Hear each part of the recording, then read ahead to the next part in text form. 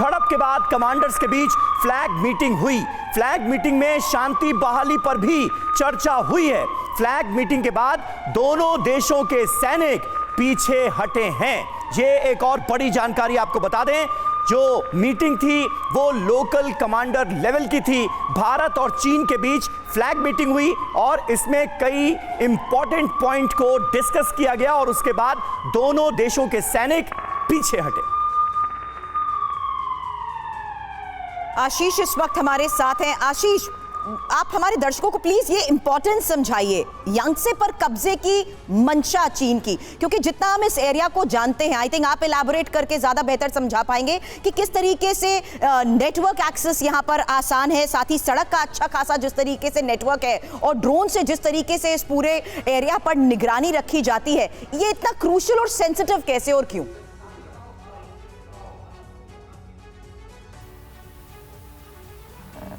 देखिए, स्पेसिफिकली इस अगर हम एरिया की बात करें तो यहाँ पर जो हाइट्स है वो बहुत ज़्यादा वेरी करती है और रफली एक 10-11 हज़ार से लेकर जो हाईएस्ट पीक है जहाँ पर क्लैश एरिया है वो आप मान के चलिए 17,000 फीट तक है। और इसका महत्व स्पेसिफिकली सेला तवांग जो हमारा स्ट्रैटेजिक रोड है वहाँ पर उस पर नज़र बना के रखी जा सके, उस पीक पर कब्जा करने के बाद। और इसीलिए जैसा कि मैंने बताया कि 11,000 से लेकर 17,000 तक का आपको रेंज मिल जाएगा। 17,000 की पहाड़ी पर अगर जो भी देश, चाहे भारत हो या चीन, अगर उसका कब्जा है तो फिर वो सेला तवांग रोड पर, जो कि मेन स्ट्रैटेजिक रोड है हमारे ईस्ट तवांग ब्रिगेड के पॉइंट ऑफ व्यू, हमारे इंडक्शन के पॉइंट ऑफ व्यू, जितनी सेना और असला बारूद जाता है वहाँ पर जो भी डिप्लॉयमेंट की जाती है उस पर नज़र रखने के लिए।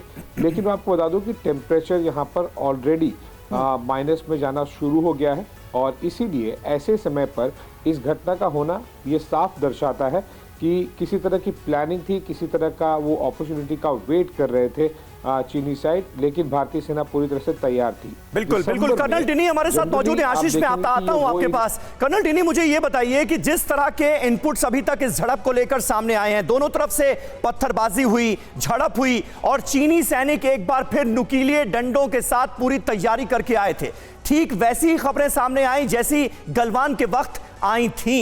इसको किस लेवल की झड़प मानते हैं? देखिए, एक तो समीर जी, ये इसमें कोई शक नहीं, जब से गलवान हुआ है तो जिस तरह से पहले थोड़ा सा हमें एक सरप्राइज फैक्टर होता है कि किस ये जो जिस तरह के डंडे सब लेके आते थे, उससे पहले भी झड़प होती थी, उस टाइम पे भी झंडे बाकी जो डंडे और उस तरह का इस्तेमाल होता था। ऐसी बात नहीं है कि हुआ नहीं है। तो अभी ये जो झड़प है, मैं इसको मानूंगा कि ऑल्दो गलवान टाइप उस लेवल तक नहीं हुआ है, लेकिन आम तौर पे जो झड़प होती है एलएसी में, हमें पता है कि पहले भी झड़प होते हैं और फिस्ट फाइट्स भी होती है, जैसे मुक्काबाजी भी होती है, तो उससे थोड़ा सा हाई लेवल मैं मानता हूं इसको, क्योंकि जितने तादाद में सैनिक आए थे चाइना के, मेरे ख्याल से जो अभी इनिशियल रिपोर्ट्स आ रहे हैं, पूरी रिपोर्ट अभी तक आई नहीं है, लेकिन उनकी काफी बड़ी स्ट्रेंथ थी और इनको जो वापस भेजने का काम किया है भारतीय सैनिक, भारत के भी कम से कम 2 रेजिमेंट थे। तो इसका मतलब ऐसा नहीं है कि हमें पता नहीं था, हमें सरप्राइज हो गया, ऐसी बात नहीं है, हम भी तैयार थे और इसीलिए मेरे ख्याल से वो मुंह तोड़ जवाब हम उनको दे पाए।